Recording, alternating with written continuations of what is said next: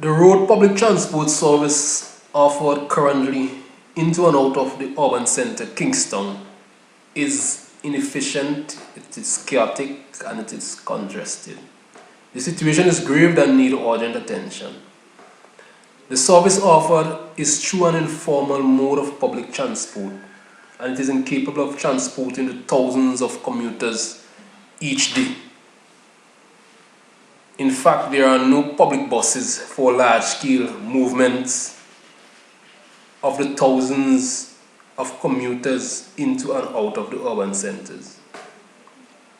This has given rise to a great number of private transportation, which is counterproductive and also add to pollution through greenhouse gas emission, which is said to influence climate change. Another problem area is the unregulated mode of transport.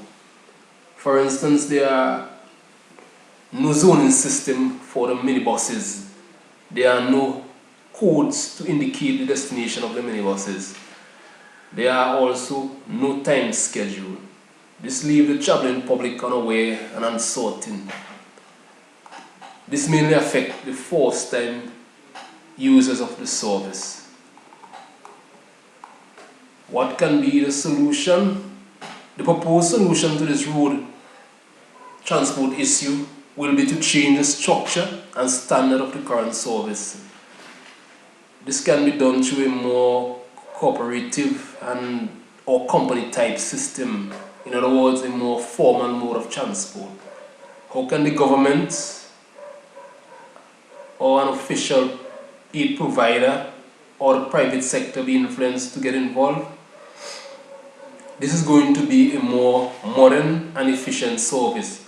This will cause the economy to expand. So there's going to be a growth in the economy because the commuter will get to their destination in a timely manner, traveling in great comfort and safety, which will enhance productivity. And this positive feedback loop will create greater expansion of the economy. So there's going to be more returns on investments.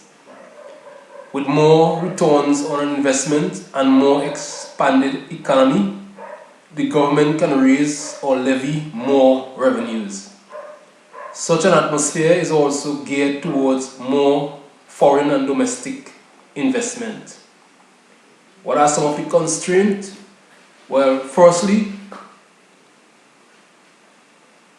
now over the past 8 years, the official development aid (ODA) to Saint Vincent and the Grenadines have been in decline. From about US $65 million in 2007 to about US $0.20 million in 2014. And this is according to the aidsflow.org website. Secondly, the issue of resistance to change.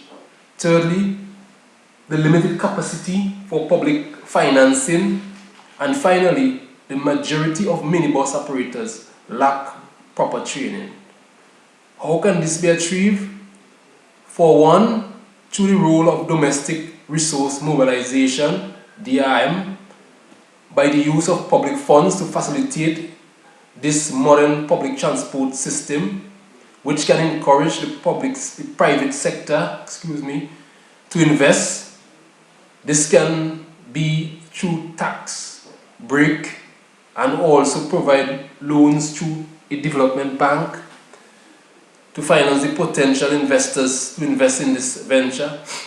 Another area is for the public sector to create the necessary regulation for implementation of this very important initiative to the development process. Finally, the government role in the necessary training and awareness for capacity building and to offset any resistance by the general public and or the minibus operators.